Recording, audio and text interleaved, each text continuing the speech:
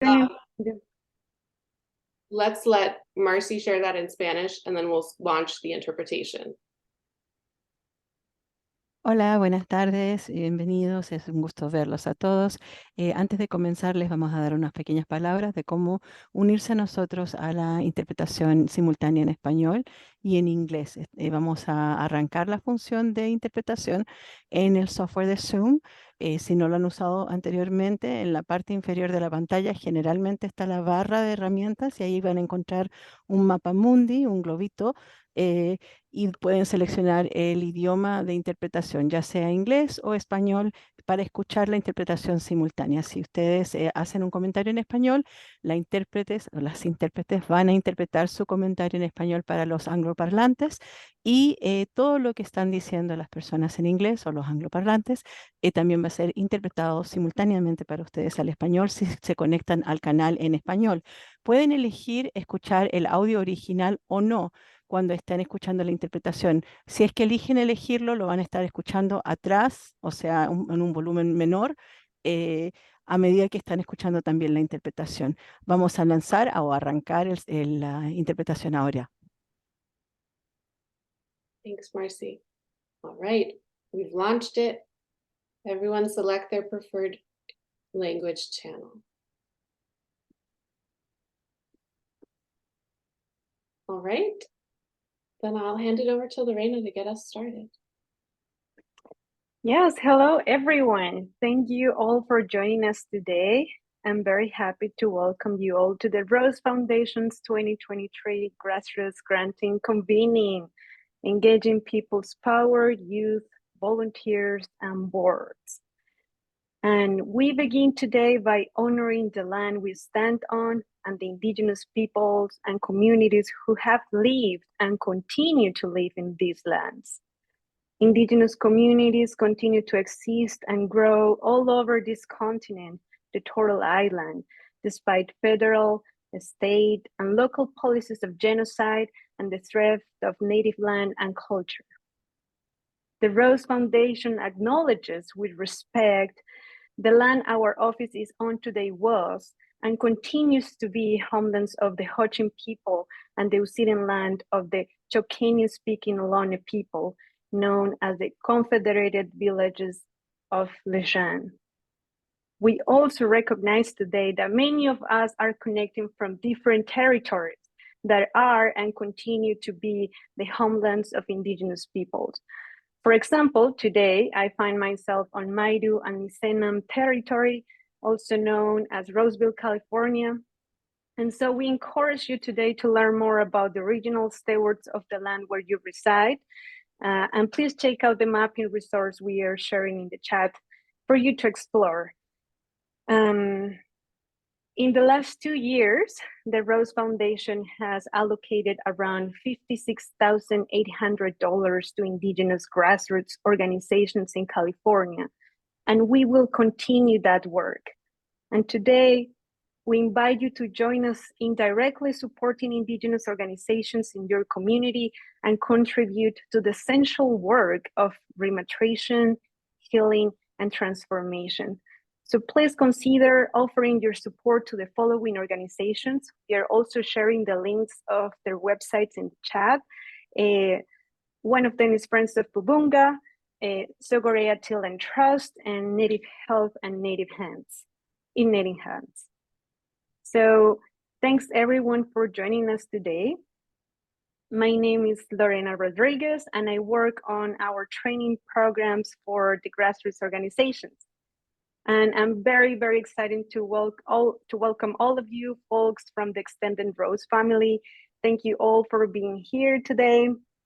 And yes, we are very excited to tell you that this year we are bringing you a series of panel discussions and workshops on how to build the people power of grassroots organizations. And today is the first of 3 online sessions. We're going to be here every Friday of this month, October, just in case, October, exploring strategies for how to bring in new people and deepen their work involvement in the work that your organization is doing today. And we will do this through the lenses of youth engagement, volunteer leadership, and board development. So we hope that you will join us for the upcoming workshops, and please feel free to invite your colleagues, volunteers, board members, and community partners.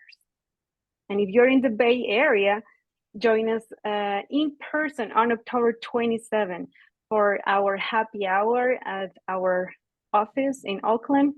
And this is very special because it's the very first time it's the first time we will be in person for the convening after the pandemic. So join us for celebrating that we are coming back to meet each other in person for the convening after the pandemic.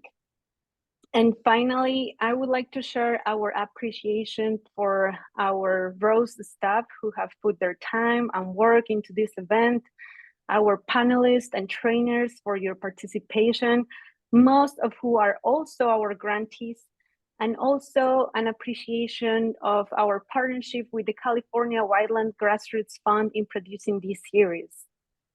And with that, let's dive into our panel discussion for today, where our topic is youth engagement, fostering the next generation of environmental activists. And we have prepared some questions for our panel today, and we will also have a audience Q&A. So we encourage you to ask all the questions you can think about and take advantage of the experience of our panelists today. During the time before our Q&A, feel free to share your thoughts and questions in the chat box, and we will collect them and share them during the Q&A.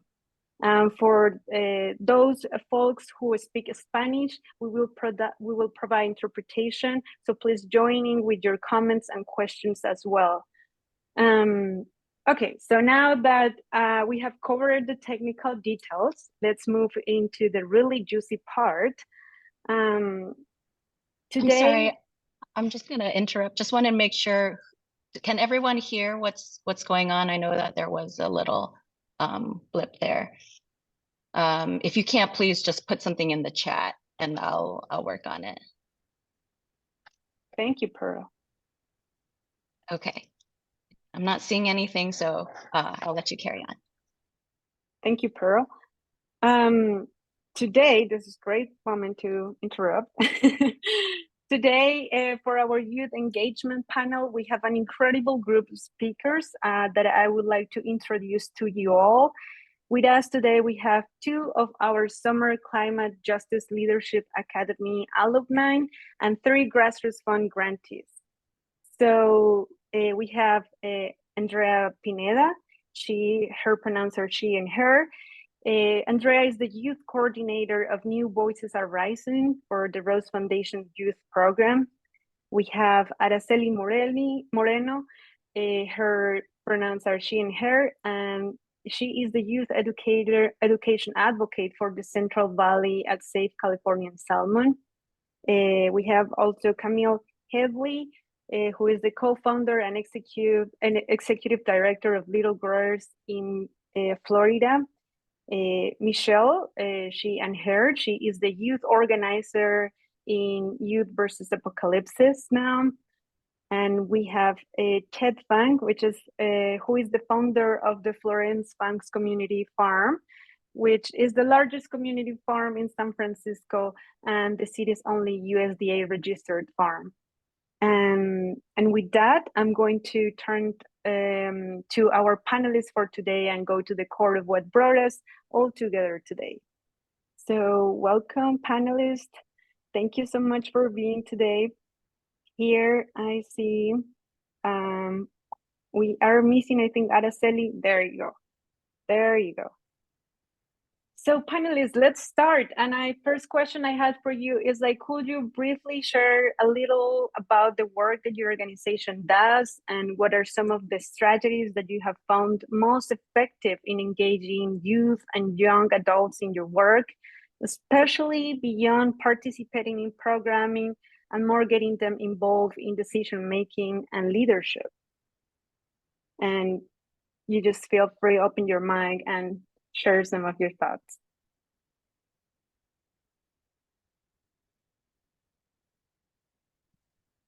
Hi, everyone. My name is Camille Hadley, Executive Director of Little Growers, Inc.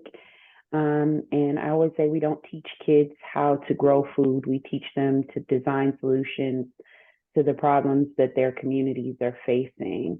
We started our work teaching kids to grow foods in pots in our front yard and quickly expanded to a local park where we had an installed already after school program. So that's really where we first began to attract youth into our program is we collaborated with organizations who were already doing after school programming. So we run a couple of programs. We run a 4-H garden club. We also run a teen program, which we do in the summertime. It's called Summer Earn and Learn. And through that program, we attract youth by giving them life skills, but also paying them for their time. So that's been a valuable tool for us as well, finding not just programs that exist that already have a set group of youth that we can speak to and work with, but also making sure that youth feel like they're a resource to the community and that their time is valuable. So, thank you.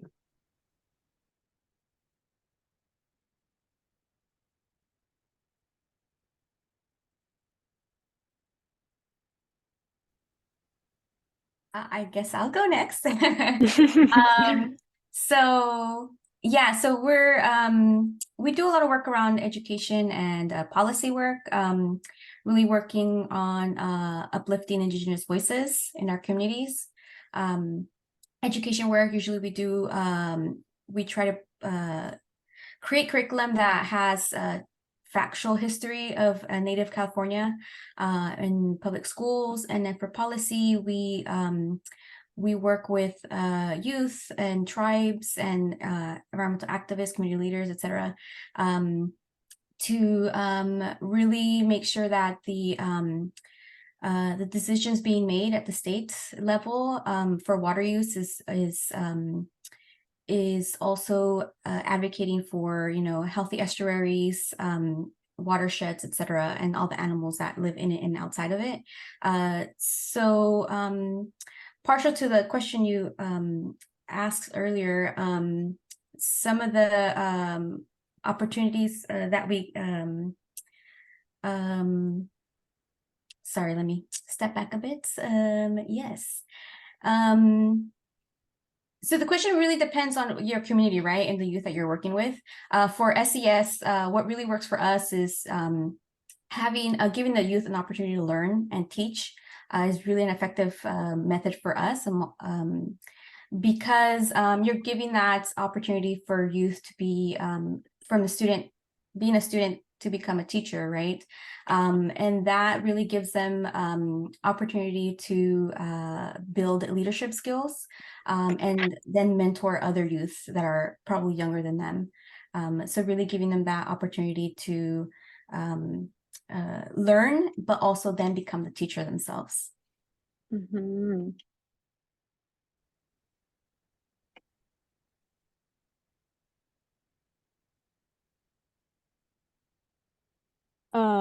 Hi. Oh, sorry. I'm so sorry. Okay, I'll go. Sorry. Hi, I'm Andrea, youth coordinator for New Voices Are Rising, which is a program of the Rose Foundation, specifically for youth from impacted communities in the Bay Area. We have 2 programs, a summer academy and a school year fellowship. And in both programs, we do a lot of different types of engaging and hands-on activities, just different ways to inform our youth about the environmental justice issues going on in their communities, from stuff like air pollution to gentrification. I actually was a student in the program back in 2017. That was a long time ago. And back in those days, we would literally just sit in an office and watch a presentation, like a PowerPoint. I'm not gonna lie, I probably fell asleep a couple times in the back. The truth is, everyone has a different learning style, a different preferred method of learning. And when it comes to working with teenagers, you kind of just have to learn how to adapt. to what those ways are, what people prefer, what people are used to. So fast forward to now, with our youth, I think we have a really good system or like a tool belt of things we can use to make the way we teach more fun and accessible overall for our youth. We do a lot of games. Our youth are really competitive. So we do a lot of like debates, stuff like that. Just the more they get like used to the content and however they're used to absorbing it, it's better for them. It just gives them the confidence they need to start stepping up, and then they start taking initiative to like they take back what they learned with us to their own peers and their communities. So yeah, just make things more fun and people will like it. Thanks, Andrea. And I will ask you, like, the person who goes on the panel can pick the next person if you would like to, or ask someone else to share. Yeah. So Andrea. Michelle, I cut you off earlier. Okay, I think that great minds think alike, and we both felt compelled to at the same time. So, hi, my name is Mi Chen. My pronouns are she, her, and I am from Youth vs. Apocalypse. My current position is that of a community education organizer, which is a mouthful, so I just call it CEO. But basically what we do is we work with youth from the ages of like elementary school to like even beyond college. I think youth can, if you think you're young, you are young. Do not let age limit you, y'all. If you're 40, you're young. And so we work to empower our youth in our communities. And I'm from Oakland, born and raised here. And, you know, there's a lot of issues around climate change and how that specifically in like East and West Oakland affects us. And so with our youth, we teach them about how different communities are impacted in different ways. And in order to like really make sure that they understand what climate change is and what climate justice is, we try to connect with them and like really just the way that we approach them is like in a very respectful way, which has not always been historically, you know, expected or like done when we reach like youth in like these predominantly adult spaces.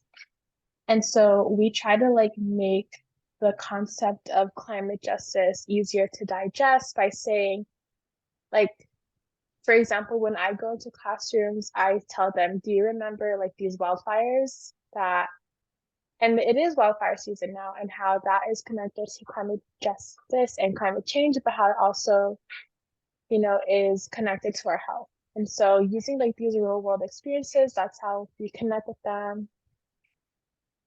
And because of that, you know, they get very passionate. I specifically work with middle schoolers, and they're really great, honestly, to have around. They're very passionate in their own ways. So once like you have them learn about something, for example, how like a lot of politics isn't really having our community's best interest in mind, they're like, I want to go to City Hall, I want to go to the state capitol, and I want to talk to the people in charge and tell them what I think they should be doing for me. And so our youth really like to take initiative. And yes, so yeah.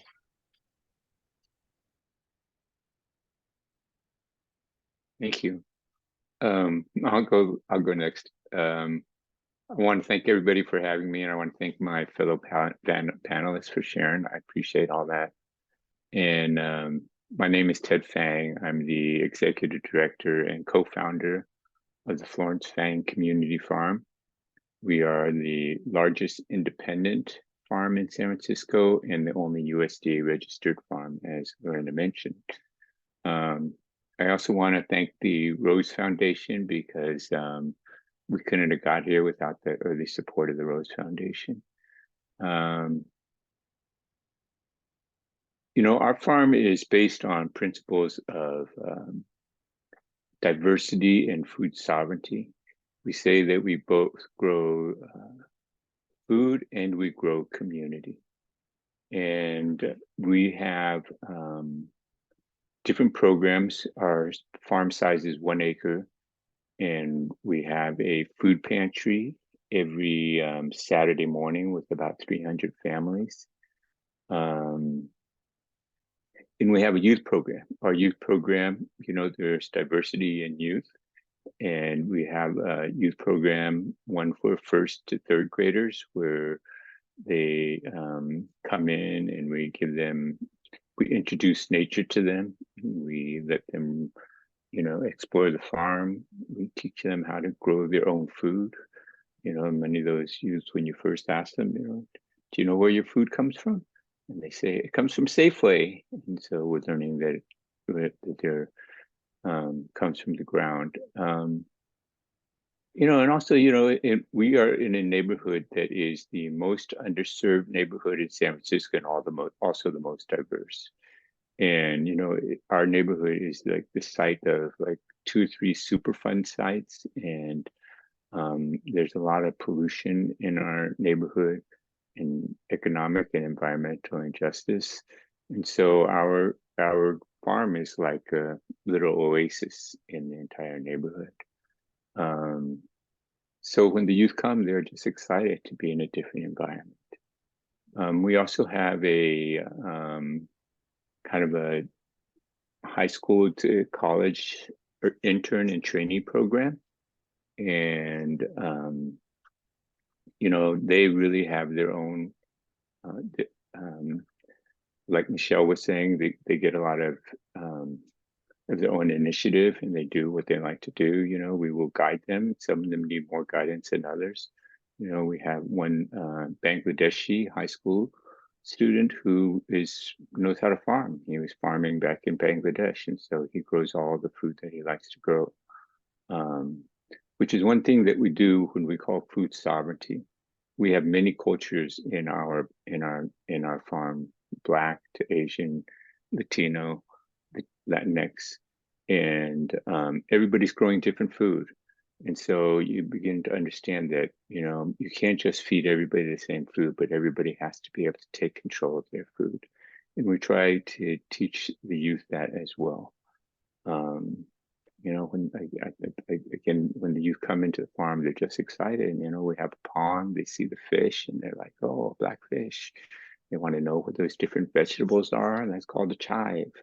You know, even bees, we have bees in the farm. They learn to not be afraid of bees and to think of bees as helpers.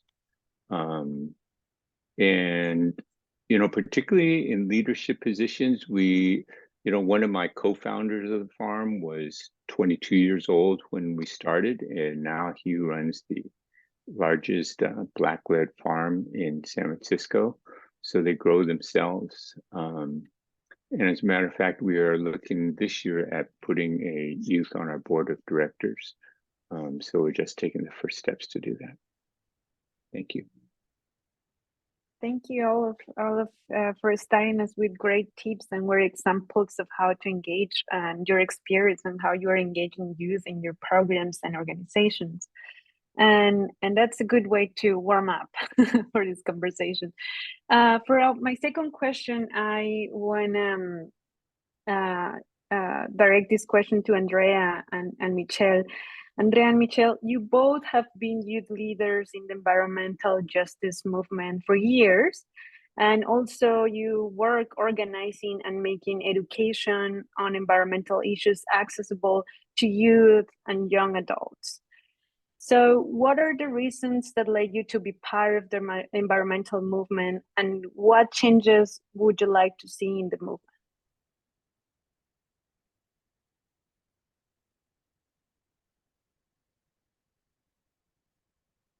Who wants to go first? Okay, I'll go. I was giving her the chance. All right. So somewhere around the year 2005, my father purchased the movie The Day After Tomorrow on DVD. and I think he watched it like every day. And a couple years later in like second grade, my teacher was like, global warming is real and it's gonna look exactly like this movie, the day after tomorrow. And I was traumatized. I had nightmares about this incredibly scientifically inaccurate movie. That's not how global warming works. But I was really like, I need to turn the lights off every time I leave a room and recycle everything, or else I'm gonna end up like Jake Gyllenhaal. Um, yeah. That's kind of as far as environmental education went in elementary and middle school. You just learn the basics, like you need to recycle, you need to compost things. It wasn't until I got to high school where I joined like my high school's Green Academy. I took classes like sustainability and environmental science, um, where I learned like the actual science. But also I was fortunate enough to have a teacher who taught us about, I'm from Oakland, I have to say.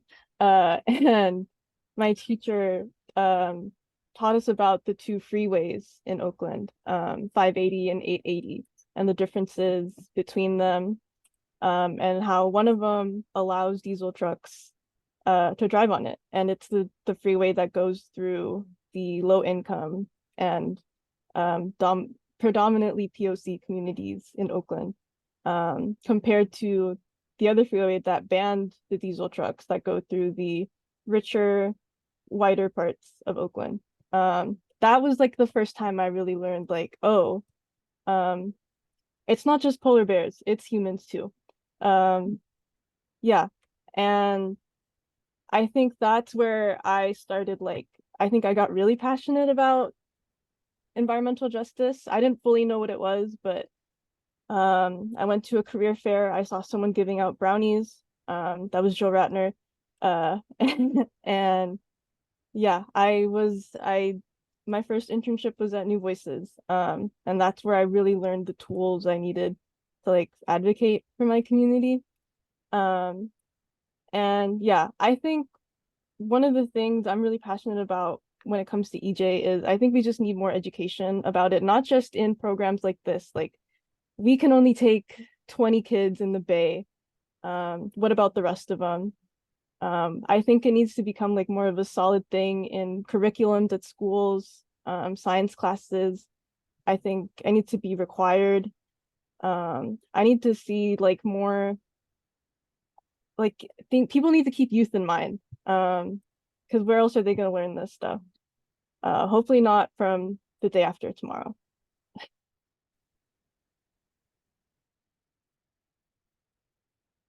Thank you for sharing, Andrea.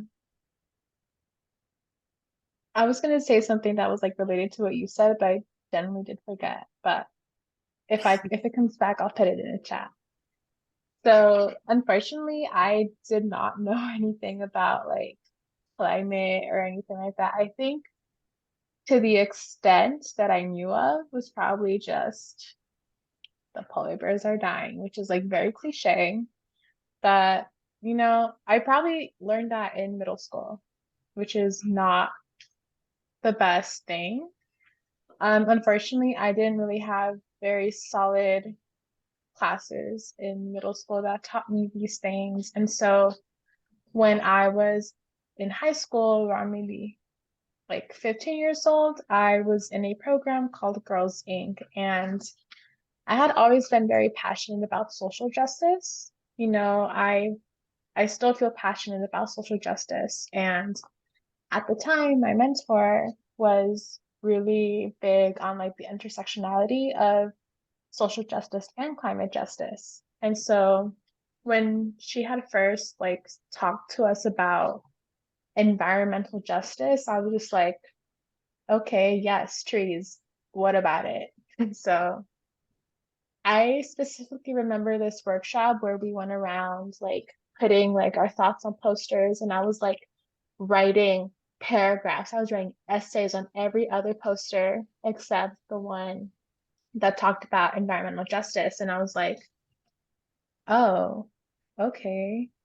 And I just drew a tree because I didn't know what else to do.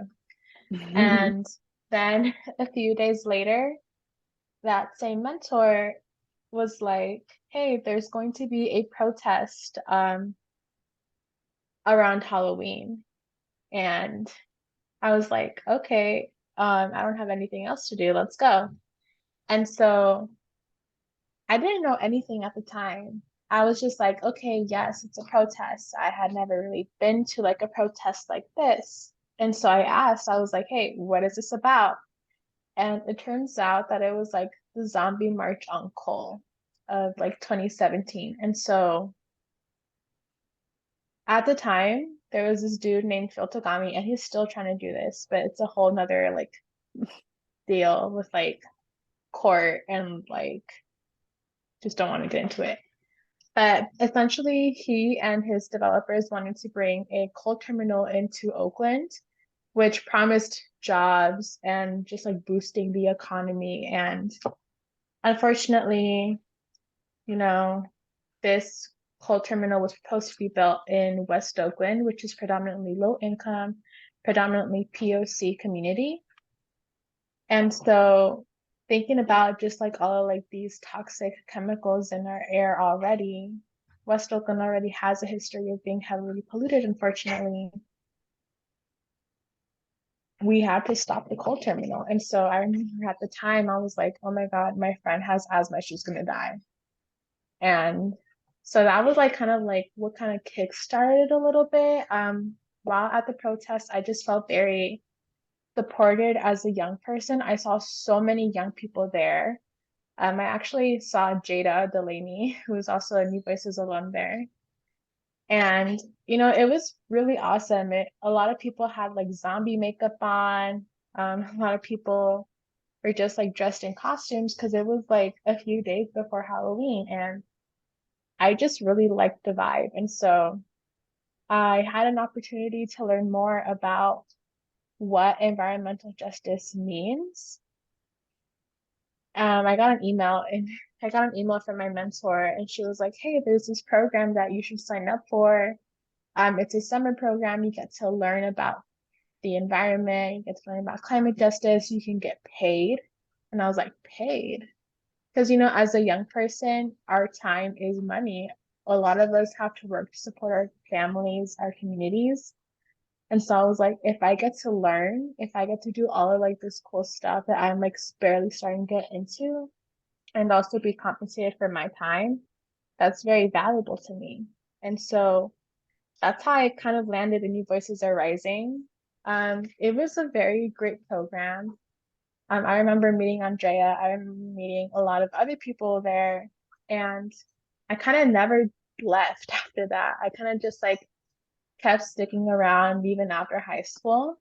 I'm college age now. I'm like older youth. I'm still young. Everybody is young here.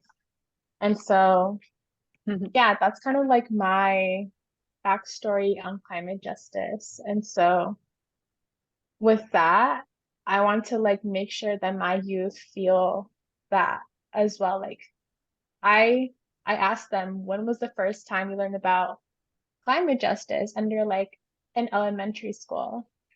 We learned about how we're all going to die. And I was like, okay, first of all, that's very extreme. Second of all, why is your teacher telling you you're going to die? Third of all, I didn't even learn about this. So I guess kudos to you. But I think building off a little bit on what Andrea said, like having it be part of like our curriculum to teach about like the environment and how it's progressing. I think teachers are trying to make an effort, but they just have to keep in mind that, young people are very impressionable. And if you tell them that the world might end, they're going to literally take it to heart, like Andrea did with the day after tomorrow. But yeah, I think just having that passion was what really, sorry, I'm like seeing people laugh and I'm like, that's making me laugh. I'm one of those people. But I think that, from the perspective of a young person at that time, I felt very seen. But I think the second part of the question is like what kind of changes we would want to make, right? And in some spaces, I unfortunately did feel tokenized for being a young person. I felt very like I wasn't being heard. I was just there to be seen. And I really tried to avoid that with my students because it was such a sucky feeling to feel, to just, be there to like sit and like still speak sometimes, but not being heard. And so I think that that's one of the things that has to change with the movement. Unfortunately, it's still very real. And, I know that a lot of us here are working to, try and fix that. But I just want to make folks aware that this has been my experience and I want to change it. I feel like that kind of derailed a little bit. I have like more stuff to say, but I want to see if any of the other panelists would like to answer this question as well. Yeah, okay. Thank you so much, Michelle and Andrea, for sharing some of your thoughts and your experiences on what motivates you to be part of the movement and the things you would like to see the change. And so right now, I'm hearing the importance of payments or to the youth, the community learning, incorporating and seeing ways that this can be incorporated at the curriculums in schools, taking care of like youth to be tokenized. So a lot of like food for thoughts. And what I want to go is move into the Q&A right now for our audience right now, and we have received some of your questions, but I just want to remind you that you can jump in and open your mic and share your question, and you can raise also your hand using the chat box. And for those who don't know how to use to raise their hand, if you go to the bottom of your screen, you will see a smiley face that says reactions. Please click there, and then you see the option raise my hand, and we will call you to share. You can also use the chat box, as I say, and if you can also unmute yourself and go ahead and share your questions. And if you're doing this, just be mindful of not interrupting others while we are speaking. But for now, I want to just share a question, and I'm trying to compile this in one question. One is, I think this is for the New Voices crew here, is what's the New Voices leadership path? And Andrea, what are the specific tools that were most helpful to you when you were learning about social justice and to be involved in the movement? Yeah, okay. So for New Voices, we kind of established this straight line of growth. So you would join our summer program, which is kind of our introductory course, 6 weeks learning about different environmental justice topics. And from there, youth that want to stay with us can apply to become a leader in the summer program, or sorry, hold on. Where was I? Or they can apply to be a fellow in our school year fellowship, which is a lot more research-based, really like stepping up. And from there, you can do that a couple times. Some people have done it 3 times, I feel like. They really love our program. They can apply to become our youth coordinator. Did my mic cut out? Okay. Okay. You can apply to be our youth co-coordinator, which is just another step up, and you're kind of helping us plan the summer academy. and run things. I actually went through all of those things. And now I'm just the permanent youth coordinator. So they haven't gotten rid of me. Yeah. So that's kind of the leadership track, I guess. The program director right now, actually, she went through that same thing, but she's one step above me. So yeah, we're kind of led by alumni right now. What was the second question? I'm sorry.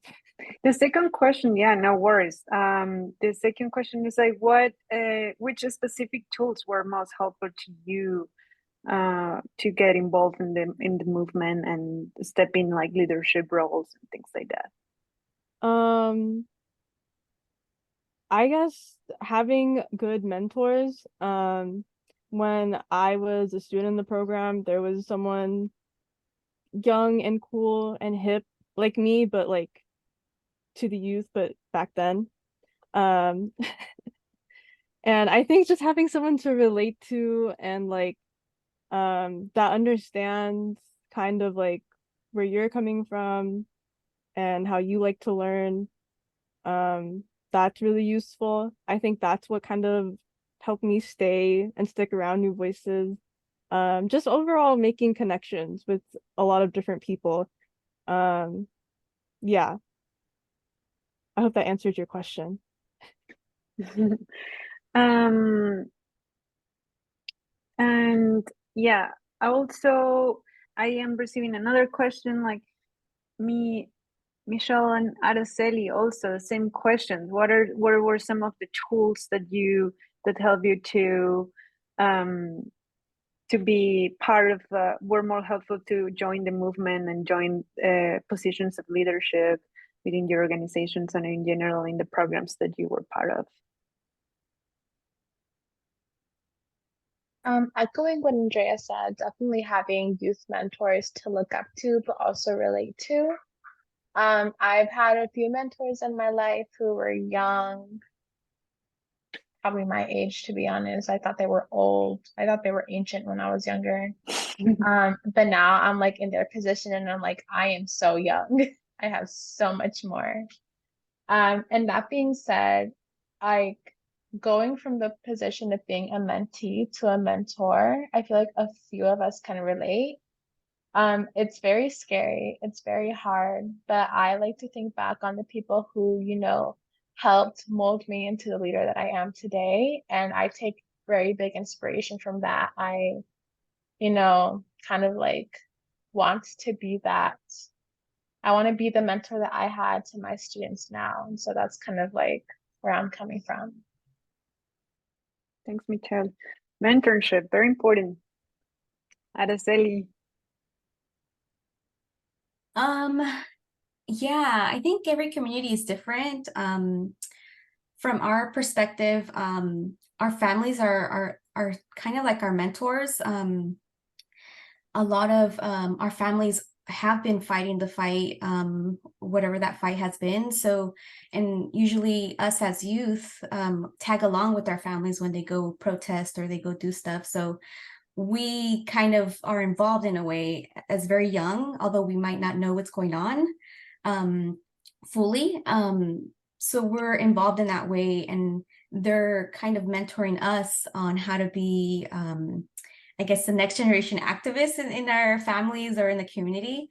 Yeah, I hear a lot of like mentor-mentee thing, right? And a lot of the times, or some, depending on the community, your mom, your dad, your auntie, brother, sister, cousin, whatever might be that person who is guiding you through certain things and creating new activists without actually realizing it. And sometimes, some families don't, or some people don't consider themselves activists, right? In the movement, there's just something you do to survive, right? Mm-hmm. So that's another thing too. So yeah, I think it just depends on the community and the connection. But I feel like it very often it's the mentor and mentee toolbox type thing. Thanks, Araceli. I have another question from the audience. And this is for all of the panelists or whoever wants to react to how others have deepened relationships with youth and brought them into leadership. And I'm gonna copy and paste this question in the chat for everyone so we know what are we talking about. And here is, so how others have deepened their relationships with youth and brought them into leadership.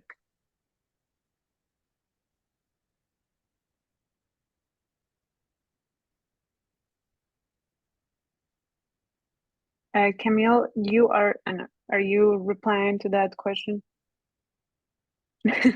No, my youth are making noise in the background, but I can reply to that question.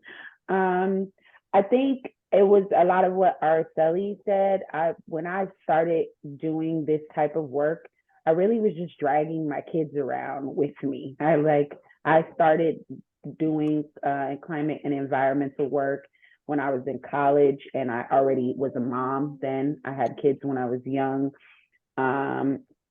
So really just dragging them everywhere. And I didn't, at the time when I had started this work, I didn't know that what I was doing was climate and environmental justice work. I just knew that my community was suffering, my college was suffering, and I needed to figure out how to fix it. So yeah, it started a lot with me dragging my kids around. And then one of the things that I find really valuable in creating deep relationships with the youth that we bring into our programs is we start them really early. Like Teddy said, we start with 5-year-olds, and if the parents come with them, I'll take them at 3. Bring them to me, and then I become like auntie, so they get to come and hang out with me all the time, and we create deeper relationships. I have a student in my program that I think he started with us when he was 6, and he just lived around the corner. So we were always engaging with his parents, just walking back and forth. He would come and spend the night because I have all boys in my house. And now he's 17. He's a senior in high school, and he's still engaged in the work that we do. Also, a lot of what is happening at New Voices happens here at Little Growers, particularly with our summer Earn and Learn program. We start them at 11, 12, 13 years old in the summer program. And then as they grow into that 14, 15 stage, we elevate their role into mentorship. So then their fee, their pay increases. They start with a $500 stipend, and then at the mentorship level, they go into they go to $700. And next year, we have one of our mentors who's been mentoring for about 2 or 3 years that's actually going to go on to staff. So he'll go from making $600, $700 to now making $1,200 for the summer program. So really just elevating them through the process and showing the value of that growth. The other thing is engaging them in leadership in a way that makes them feel equal to us who are the adults leading the program, because they're the future. We're going to die off. We're not going to live forever, right? I'm still young. Thank you, Michelle, for saying that. I'm still young. I'm under 40, but knocking on it slowly. So I've had the opportunity to see the value of bringing youth leadership onto even our executive board. We have a student board member that votes with the rest of our board, that actively engages in decision-making about the future of the organization. And we find value in that. And because we found so much value in having one student board member, we've decided to expand, and we'll be adding another student board member this year. So we'll have a male and a female board member joining our group to really help engage in what the future looks like. Because ultimately, if they're not designing our programs, our projects, and the things that we're doing as an organization, eventually they'll become disinterested. They'll be like, all these old people telling us what to do, and don't nobody got time for that. So we want to make them a part of every aspect of the work we're doing. And I think that giving them the feeling like they're growing with us is so so important, and it really works for little growers. Thank you, Camille. That was great tips also and examples on how to engage our youth in decision-making processes. Yes, keep bringing your questions, everyone. This is the moment where you can take advantage of this incredible panelists that we have here with a lot of experience. And it's very interesting what you mentioned about the youth, Camille, because when I remember when we were in the orientation meeting and some of you asked me like, what do you mean by youth? You know, what is your definition of youth?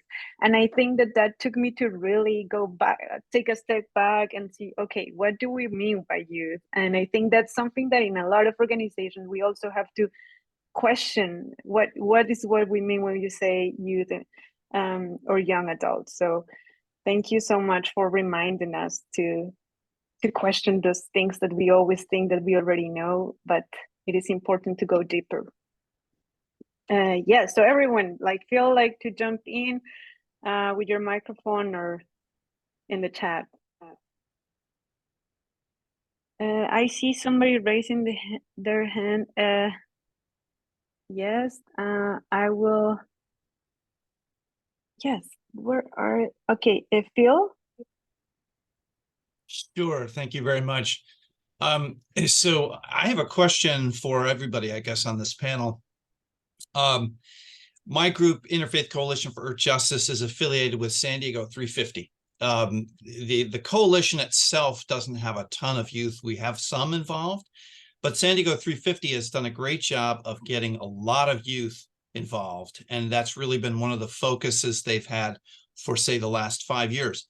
But they're almost all girls or women. So my question is, where are the boys and how do you get the boys involved? What's with that?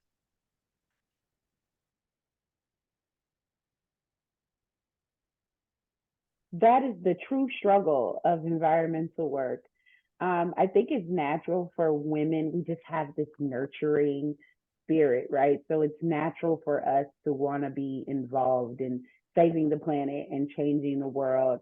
And then when you're dealing with boys, especially ones that are still in school, and a lot of them, and it's a struggle that even I have, a lot of them are like playing sports and involved in after school programs and those types of things.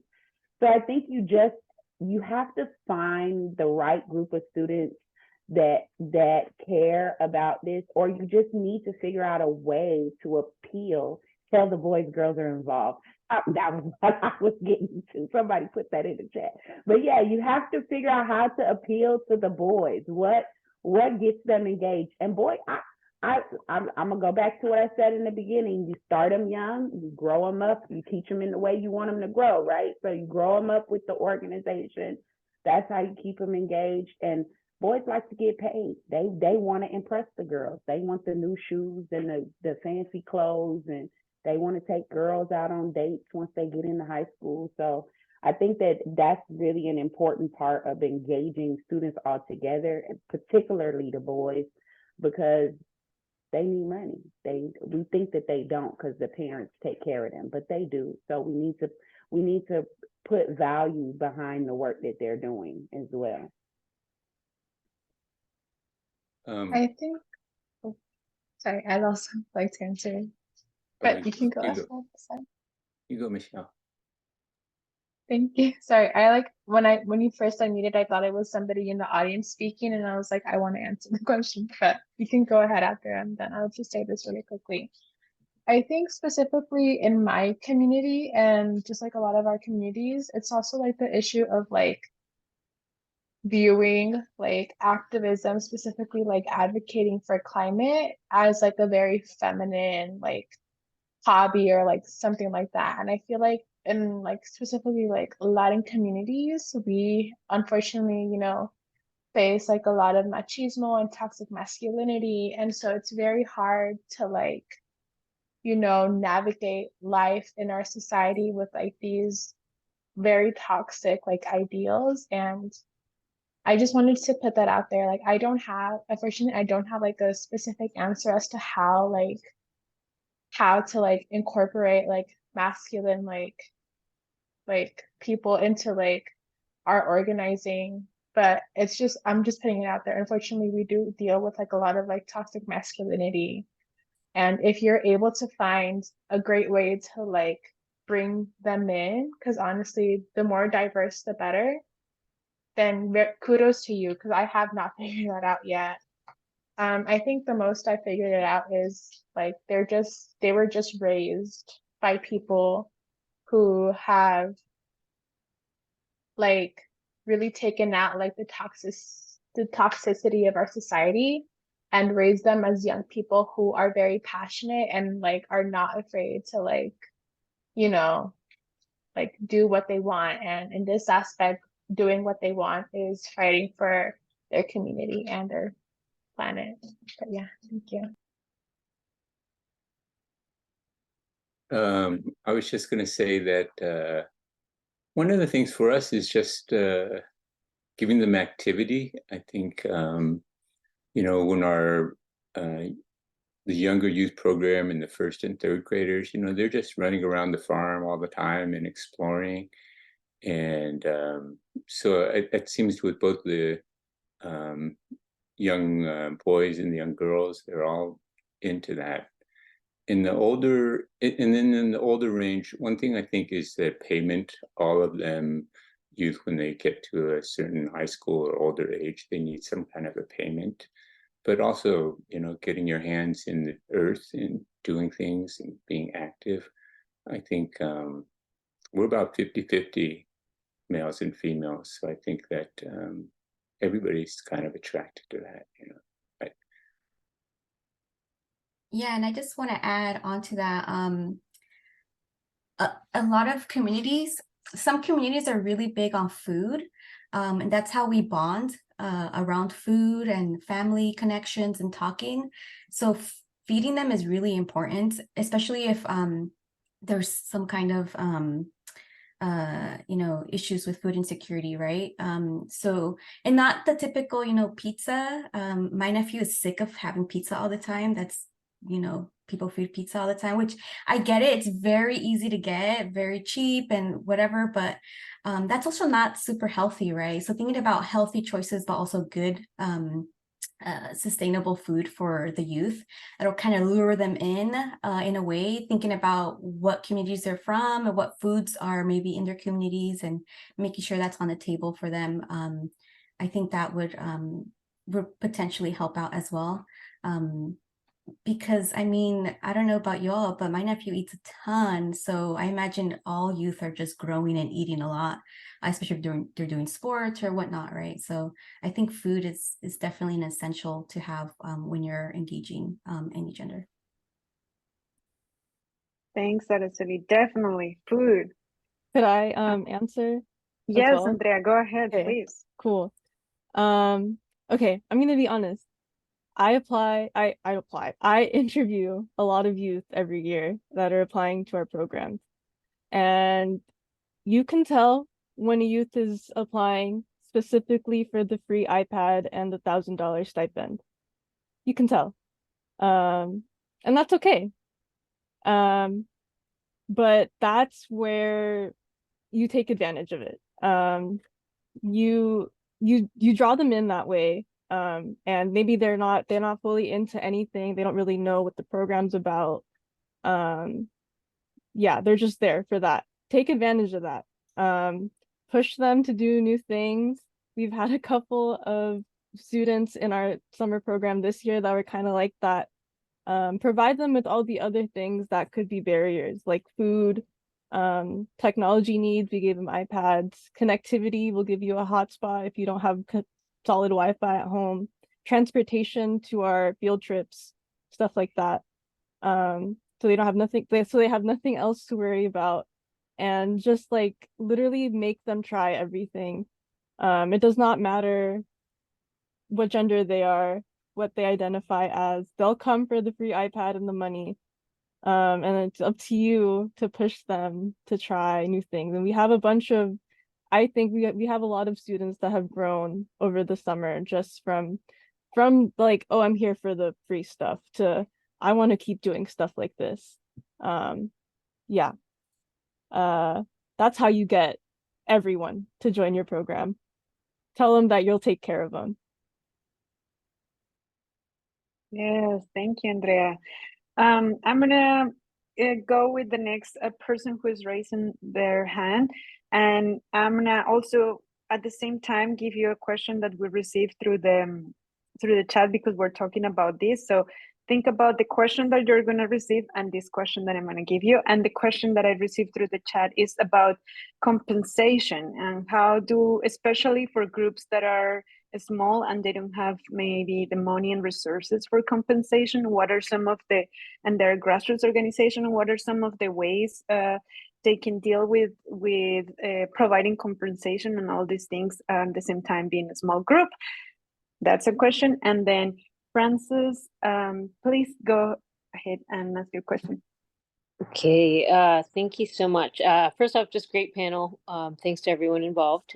And couple quick notes. One, and maybe this is also a tip to the youth. And I'm 45. I look and come across really young, and so there's sort of, I'm always in this weird place where people are like, sometimes calling me the youth, sometimes lecturing me on how we get the youth involved. But I'm like, I am involved with people younger. You're like, what? So, but a tip to the youth, I guess, is to also, and everyone is, remember also look for, I want to get the old people involved, the retirees that don't need the money and have time, like tons of time. So I just always remember, maybe even suggest to the youth, like, know that there's like amazing retired people that you can connect with, that they'll be like, cool, I'll do whatever you want. And then you can just start assigning, they can be really valuable in your organizing. And I think, and I dream that one thing with the older folks is they don't necessarily understand technology, though, the way the younger folks do. And I often think, I want to hold training sessions and teach older folks, because if we can just teach them some of the basics, they could actually really help amplify some of our social media. But I guess my question that I'll pose and throw in is, curious what social medias you all are on, how important you think that is in organizing. Just I'll keep it at that.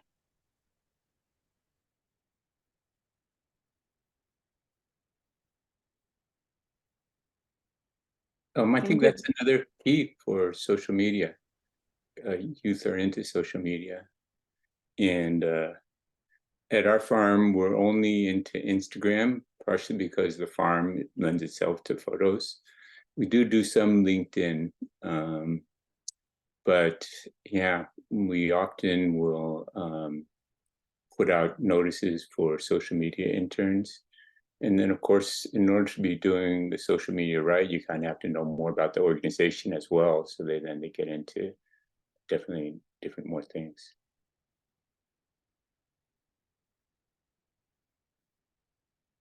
Our social media went from 50 followers to 2,500 followers in like 2 years. And so the youth were constantly experimenting on what they wanted to do.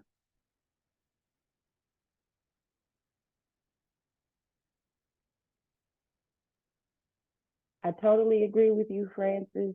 We just started a new program with our elders. They're called the Little Growers Grannies.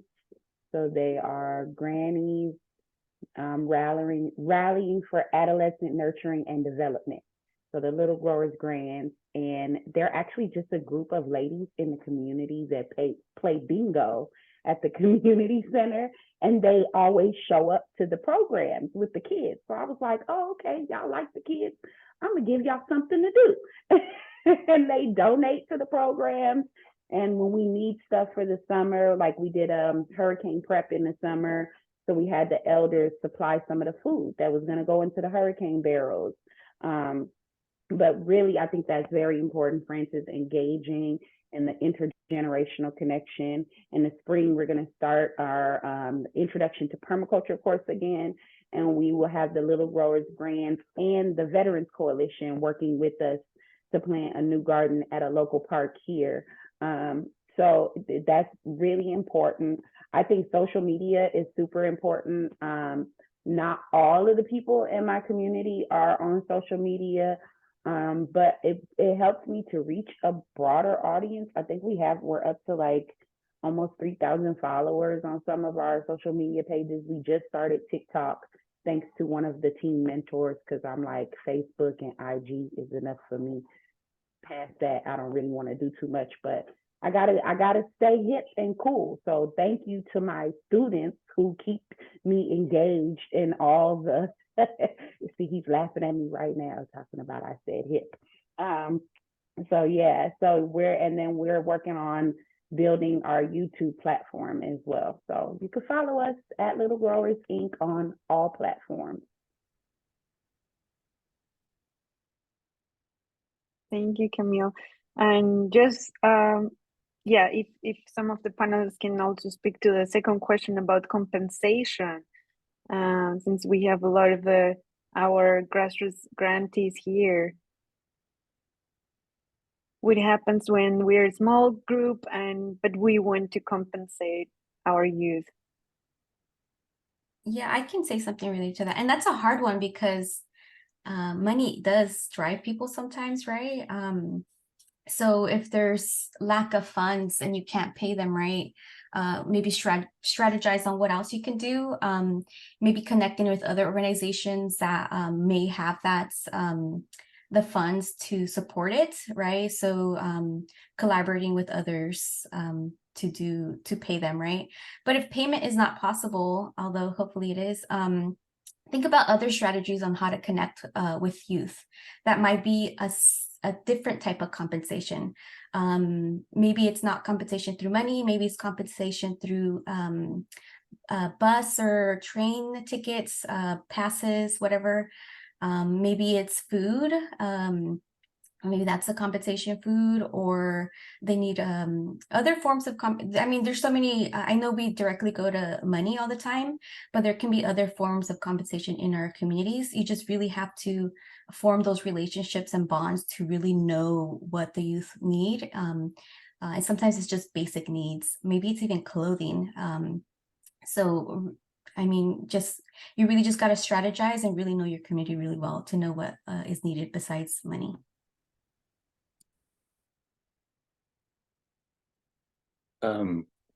I would also say, yes, partnerships is one of the keys. I mean, part of it is fundraising. You got to go find funds, but we have partnerships with the San Francisco Unified School District and with San Francisco State University, and they both send us paid interns. So they get paid by the school and by the college. So that's another another way that we are able to interact with youth.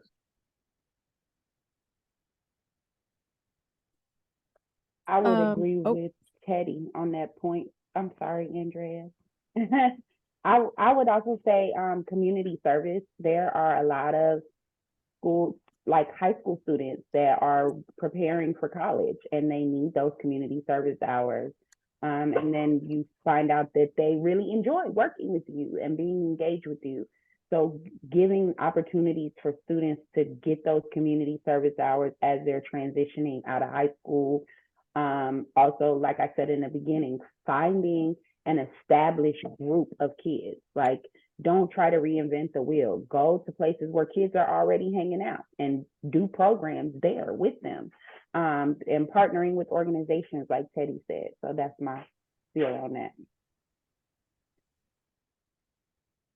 A lot of the youth that we work with specifically at New Voices come from low-income communities. So a lot of them are already looking for, say, summer jobs or jobs during the school year to support their own families. And so a lot of them don't have the luxury of like looking for unpaid internships or volunteer things where they don't get compensated. And also something that a youth told me this year when I was doing interviews was that she was looking for a summer program to do for a long time that she had to pay for, that she had to pay to be in. New Voices was the first time she found something that they actually pay you to be in the program. And I think it's just important to provide those things for youth, because a lot of those barriers, like worrying about money, worrying about food, worrying about transportation, like that's time that could be spent thinking about other things, like the stuff that we learn about.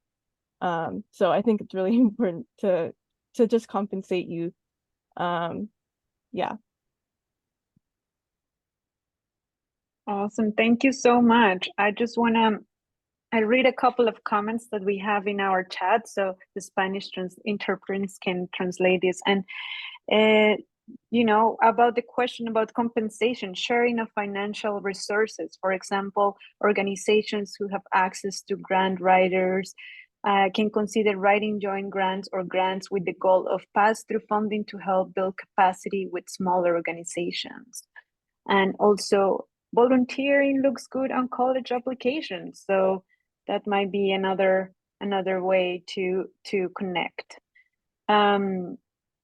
Yes, any more questions? Any other questions? We have a couple of minutes more before we close, so take advantage of this, panelists. Otherwise, we move to the next question that we have. Spanish speakers, folks, also feel free to jump in Spanish. I will do the interpretation also.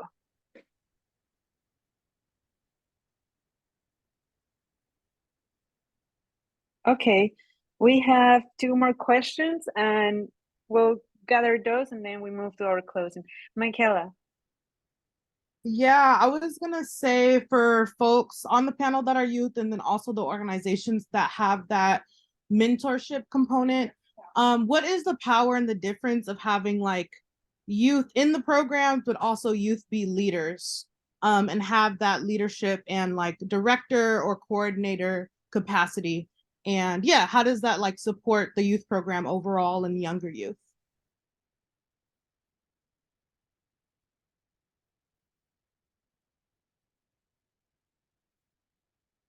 Are you also able to put it in the chat? Yeah. I feel like I have, thank you, because I feel like I have some stuff to say on this, but I also have the memory of a goldfish. Okay, I'm on a spotlight. So weird. We can remove the spotlight if you want to. I can go while you think, Michelle, if you okay. Yeah, so I work with youth. I'm 23, so I think I'm still a youth. Michaela is the program director of New Voices, and she's also 23, but she's 3 months older than me. So people think she's older than me, I guess, also because she's above me.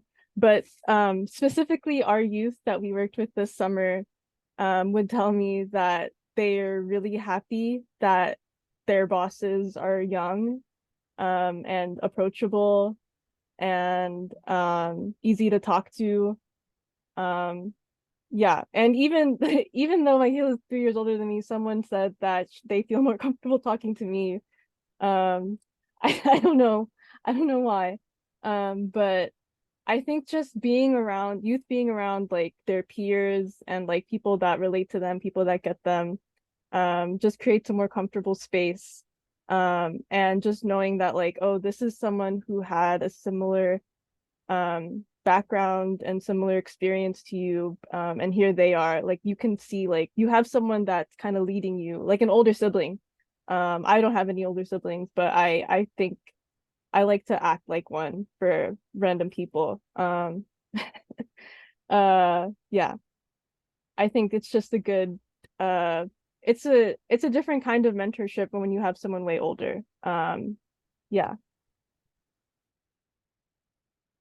I think for me, specifically most of our students right now, like, okay, so like we work in different schools, and the school that I work at is a middle school. And the majority of these middle schoolers that we have in our club are like 7th grade. And so, wow, it's such a huge difference from like 6th grade and 8th grade. So right now our 7th graders are like the majority of the club, and so like they're working on like teaching each other, and they're very passionate about like being leaders. So on the off chance that, you know, an 8th grader happens to come that day, it's very interesting seeing like the age difference like come into play, because we have our 7th graders facilitating the meeting. We have our 7th graders, you know, writing the agenda. We're preparing them as like organizers so that when they go off into high school, they have like these leadership and organizational skills. And so it's also just really interesting, like youth are different in their own way, to be honest, but it's just the way that they feel safe, or like the way that they feel around people, is what makes a very huge difference. So for example, we had an 8th grader come in the other day who is very knowledgeable. Like she knows what she's talking about. She knows what she wants. And it was very like interesting to see how that came into play with our 7th graders, who are more like on the shy side while she's very outgoing, but also like them still trying to like practice their leadership skills. So it's like when two leaders come head to head, it's kind of like just interesting. And so I think having like young people in our programs is very valuable, but also having them like be leaders in community with each other is also just like very valuable. And so like just like teaching them from a young age, like we're starting them off in like 6th, 7th grade, like starting them off on like these leadership skills, I think will, by the time they're like high school age or even older, will just like they'll just have these skills already and be able to implement them when they're organizing out in the real world. Thanks, Michelle. Okay, so I'm gonna take one more question and we are gonna start closing.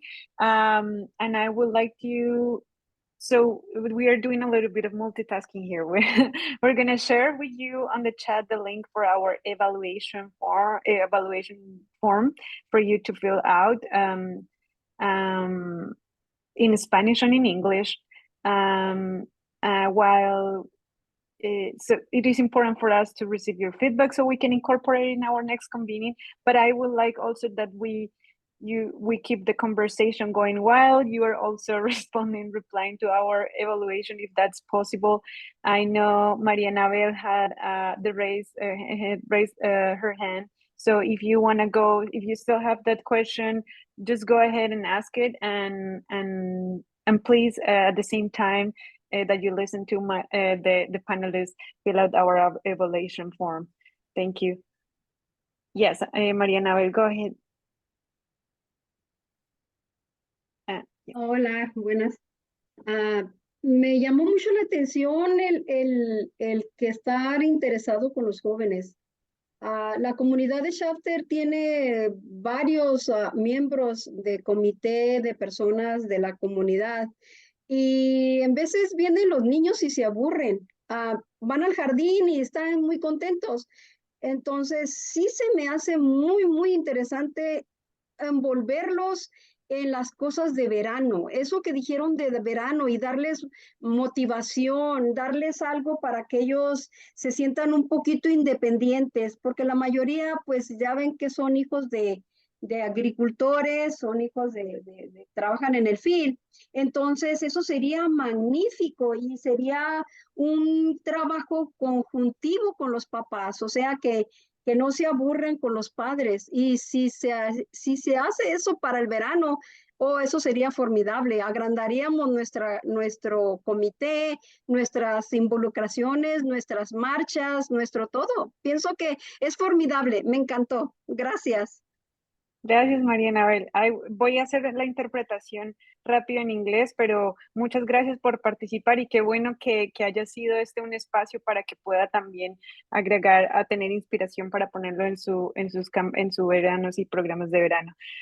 So I will do the interpretation. Maria Anabel was sharing that she got a lot of inspiration out of this conversation because she has experienced that sometimes when they bring their kids to some of the programs, they get bored and it's not so much fun. But she thinks that she is very nice to hear about the summer programs and the ways that people here have involved the youth and their parents, because that amplifies their power. They will bring be able to motivate more people to bring in the protest or in the programs and other schools programs that they have.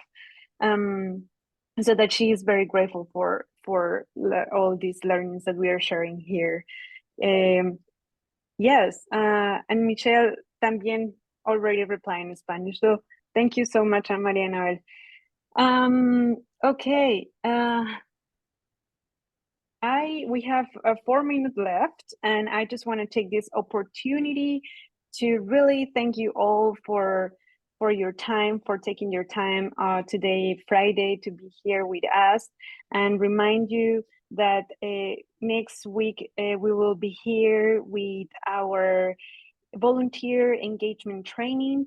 And this session is going to be a hands-on training where we will explore practices to amplify your impact through volunteer recruitment, training, and management. We are really excited about this workshop because also our trainer has more than a decade of experience building the volunteer program for organization called Causa Justa or Just Cause. And so we're really excited about this training. So please sign up for the training. It's gonna, if you haven't done it yet, and you can see more and learn more about the trainer and the experience of our training on our convening website. This will also have an interpretation in Spanish. So please come and join us next Friday. After that, we'll have another panel discussion the next Friday in 2 weeks about board development, and we're gonna close our convening with our happy hour for those who are in the Bay Area. So again, thank you so much to our panelists for being here today, for sharing all the knowledge with us. It's incredible to be able to have conversations and learn from each other and connect with each other and share resources.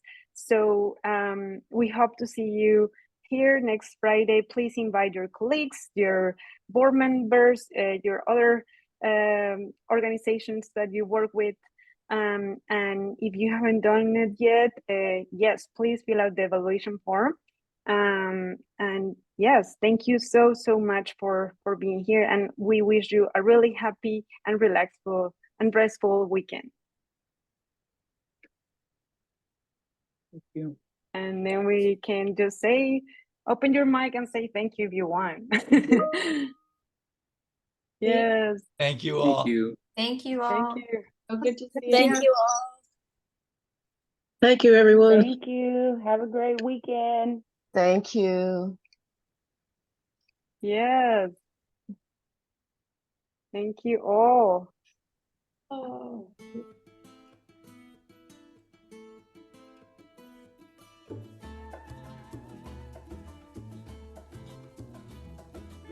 Look how happy the picture is, Lily.